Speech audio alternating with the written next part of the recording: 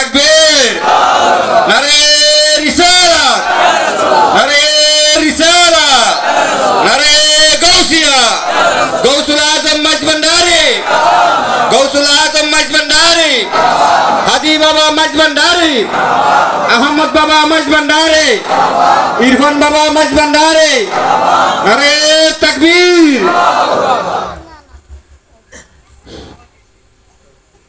উপস্থিত আশিকানে মেজবান্ডারি, আসসালামু আলাইকুম ওয়া রাহমাতুল্লাহি ওয়া বারাকাতুহু। পরবর্তীকার আলামে শুকরিয়া আদায় করছি যে মহারবুল আলামিন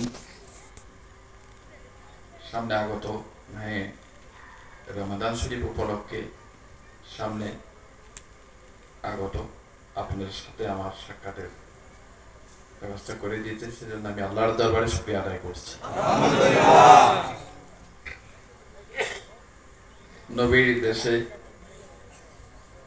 মক্কা শরীফে পবিত্র রমজান মাসে 7 টাকা গেছে, সবাই বলুন আলহামদুলিল্লাহ। সেই হিসাবে আজ থেকেই আরব দেশে রোজা শুরু হয়ে গেছে। আরেকটা নিয়ামত আমাদের সামনে এসেছে, সেটা হলো আপনারা তো জানেন না, এই রমজান মাসে পয়লা রমজান বেলায়েতের উত্তরাধিকারী গৌসুল আজম বড়পীর আব্দুল কাদের জিলানীর জন্মবার্ষিকী, সেটাও আমরা পেয়েছি, আলহামদুলিল্লাহ, শুকরিয়া আদায় করছি। তিনি এমন এক মহান আসছে ছিলেন, তিনি রমজান মাসের প্রথম রমজানেই জন্মগ্রহণ করেছিলেন। 30 রোজা বড়পীর আব্দুল কাদের জিলানী পালন করতেন। তিনি মায়ের দুগ্ধ পান করতেন, সেহরির আগে সারাদিন আর দুগ্ধ পান করতেন, ইফতারের সময় হলে দুগ্ধ পান। তাহলে আমাদের রোজা পালন করতে হবে কি হবে না? নামাজ লাগবে কি লাগবে না? যাকাত দিতে হবে কি দিতে হবে না? যদি আমাদের সামর্থ্য থাকে আমরা কি হজ করব কি করব না? মেজবান্ডার কি নামাজ আছে কি নাই? রোজা আছে, জিকির আছে, যাকাত আছে, মিলাদ দুরূদ আছে নাকি নাই? আছে। আপনারা পালন করবেন তো ইনশাআল্লাহ?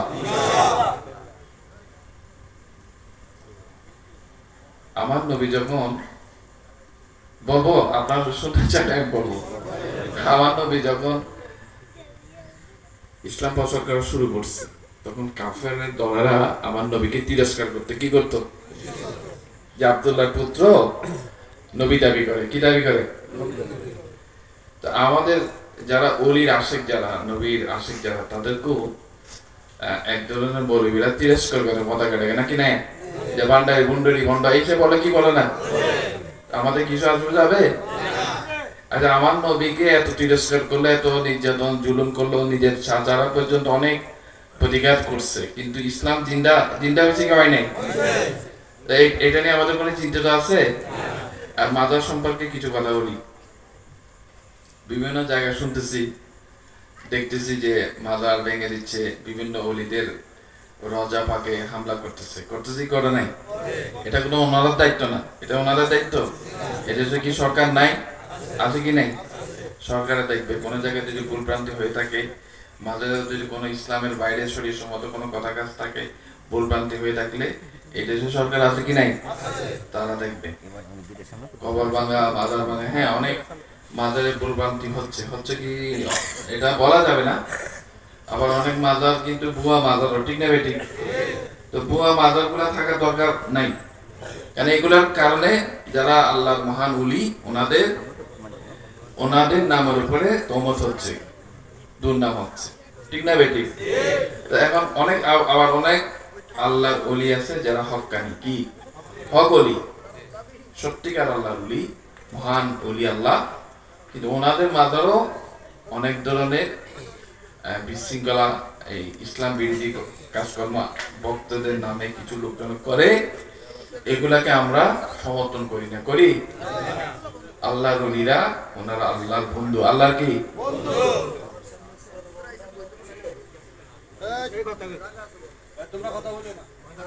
আল্লাহর ওলিরা, আল্লাহর কি। আর সামনে হযরত গৌসুল আজম মেজবান্ডারি কিবলা কাবার, বাবা গোলামুর রহমান মেজবান্ডারি কিবলা কাবার পবিত্র উরস শরীফ, আপনারা কি উরস শরীফে হাজির হবেন? আলহামদুলিল্লাহ। আল্লাহ বলতেছেন, যদি তোমরা আমাকে পেতে চাও আমার ওলির দরবারে যাও। কার দরবারে? ওলির দরবারে যদি যাওয়ার মতো যেতে পারো তাহলে কি হয়ে যাবে? তোমরা ওলি আল্লাহ হয়ে যাবে।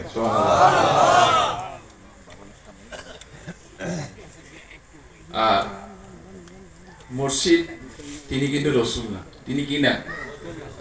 রসুল তো রিসালাত খতম। রিসালাত কি?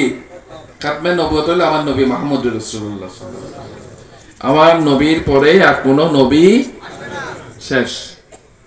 কিন্তু বেলায়েত জারি হয়েছে আওলাদের রাসূলের মাধ্যমে। কার মাধ্যমে? আওলাদের রাসূলের মাধ্যমে বেলায়েত জারি হয়ে গেছে। আবার এখন কিছু কিছু আলেম ওলামারা বলা শুরু করছে যে আবু জাহেলও নাকি আওলাদের রাসূল।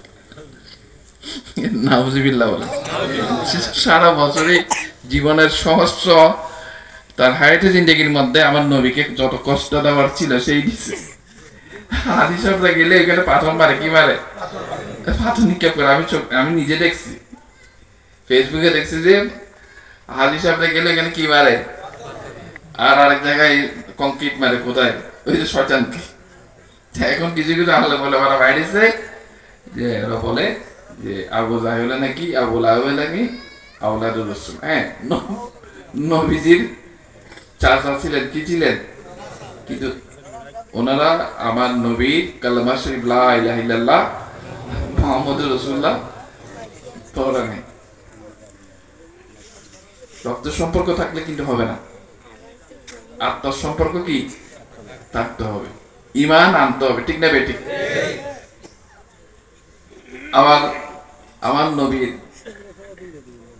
পিতা মাতাকে নিয়ে অনেক ধরনের কথাবার্তা বলার চেষ্টা করে যে ওনারা নাউজুবিল্লাহ ঈমানদার ছিলেন না। এই কথা সঠিক না।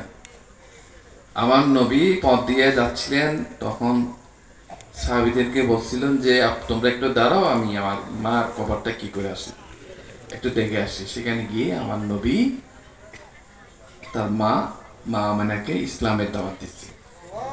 আল্লাহর কাছে তিনি ফরিয়াদ করছে, প্রার্থনা করছে, হে আল্লাহ আমার মা বাবার কি অবস্থা, আমি আমার মা এবং পিতাকে আমি নাজাত চাই। তখন আল্লাহ বলছে, হ্যাঁ আপনি তাদেরকে কলমা শরীফ পড়ান, আপনার কলমায় তবে পড়ান লা ইলাহা ইল্লাল্লাহ। তখন ওনারা কবরের সাইডে অবস্থায় আল্লাহর নবীর উপরে ঈমান আনছে। সুবহানাল্লাহ। এরকম ওনার পিতার মাজার উনি জিয়ারত করতে গিয়ে আমার রাসূল পাক সাল্লাল্লাহু আলাইহি ওয়াসাল্লাম তার পিতাকেও দিন ইসলামের দাওয়াত দিয়েছে, কলেমার দাওয়াত দিয়ে তিনিও কবর থেকে আল্লাহর হুকুমে কবর থেকে তিনি আমার নবী কলমার দাওয়াত দিছে।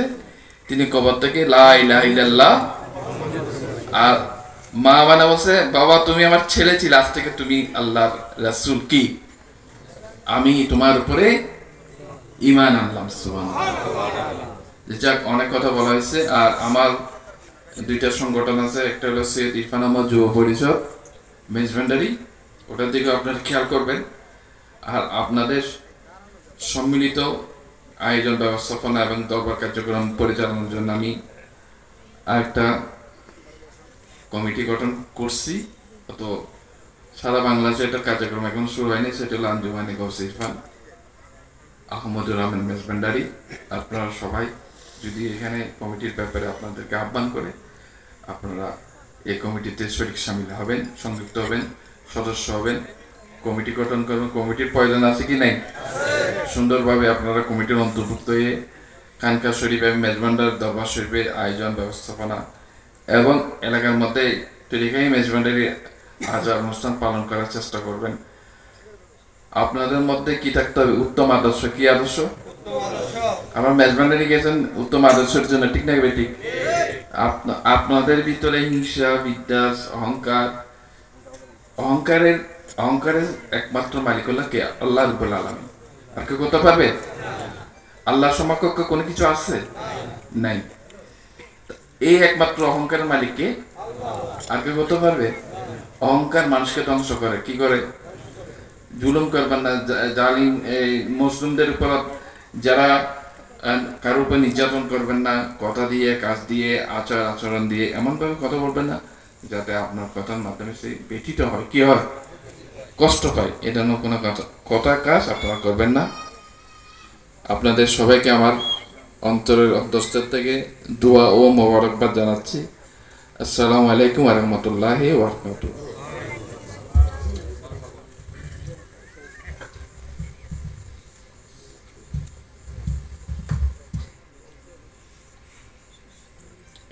হ্যালো, মারহাবা মারহাবা।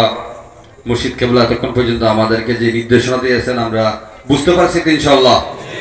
ইনশাল্লাহ আমরা আমাদের জীবনটা আমার মুর্শিদের হুকুম অনুযায়ী যেন আমরা আমাদের জীবন পরিচালিত করি।